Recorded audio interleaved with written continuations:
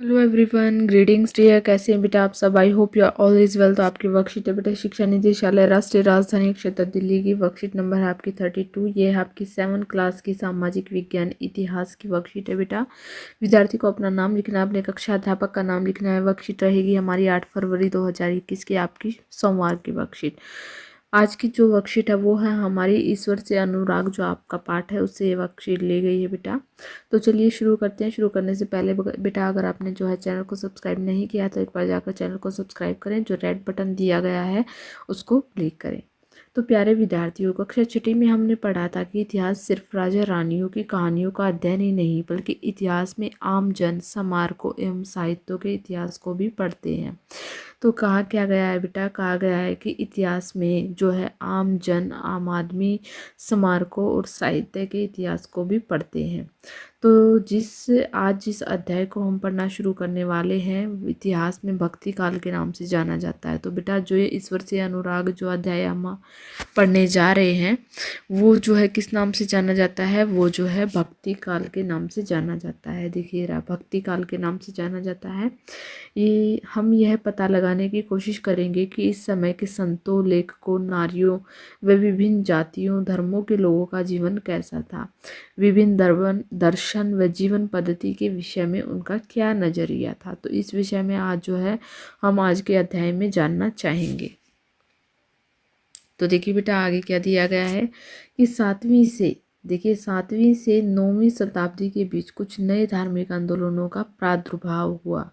इन आंदोलनों का नेतृत्व नैननारो यानी कि से शैव संतों और अलवारो यानी कि वैष्णव संतों। नैननारो को कौन से बोलते थे बेटा? शैव संत बोलते थे। अलवारो को वैष्णव संत के नाम से जाना जाता था। आगे देखिए, ने किया, ये संत सभी जातियों के थे। ये शिव और विष्णु के प्रति सच्चे प्रेम को मुक्ति का मार्ग बताते थे। क्या बताते थे बेटा? ये जो है शिव एवं विष्णु के प्रति अपने सच्चे प्रेम को जो है मुक्ति का मार्ग बताते थे। उन्होंने संगम साहित्य यानी कि तमिल साहित्य का प्राचीनतम उदाहरण और जो है सामान्य सन यानी ईस्वी सन की प्रारंभिक शताब्दियों में समाहित प्यार और शूरवीरता के आदर्शों को अपना कर भक्ति के नेतृत्व में मूल्यों में उनका समावेश किया। नयननार और अलवार घुमक्कड़ साधु संत थे। क्या थे बेटा? नयननार और अलवार घुमक्कड़ साधु संत थे। वे जिस किसी स्थान या गांव या स्थान पर जाते थे, वहां के स्थानीय देवी देवताओं की प्रशंसा में सुंदर कविताएं रचकर उन्हें संगीतबद्ध करते थे। भक्ति साहित्य के उत्तर से दक्षिण आने के संदर्भ में एक प्रसिद्ध कहावत भी कही जाती है। कौन सी कहावत है बेटा की जो है भक्ति द्राविड़ी उपजी लाए रामानंद।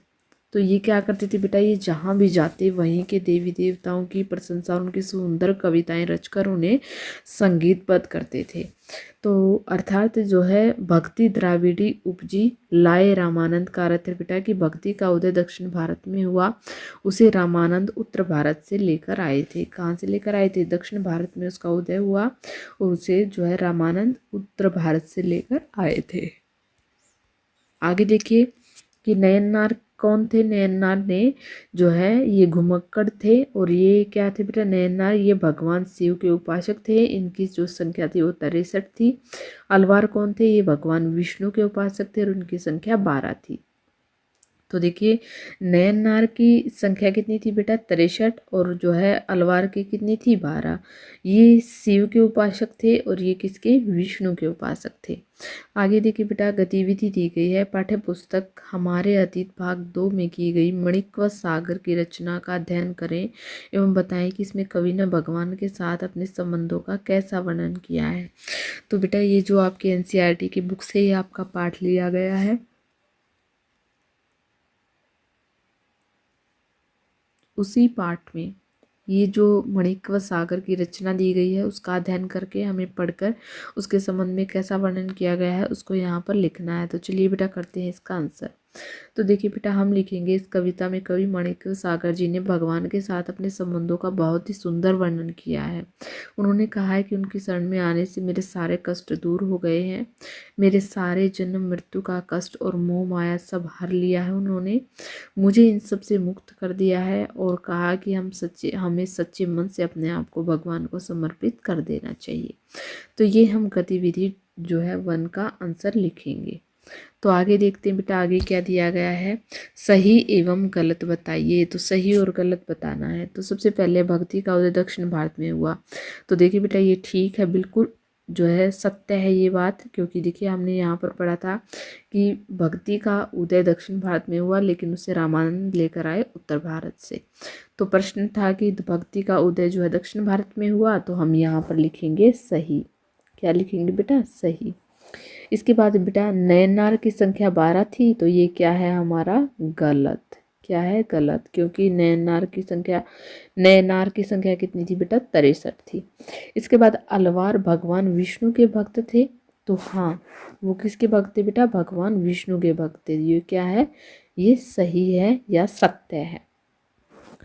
तो यहाँ पर होती है बेटा आपकी वर्कशीट कंप्लीट। आई होप आपको समझ में आ गई होगी। अगर आपको वीडियो अच्छी लगी तो प्लीज़ लाइक शेयर सब्सक्राइब करना ना भूलें। थैंक यू बेटा। Thanks for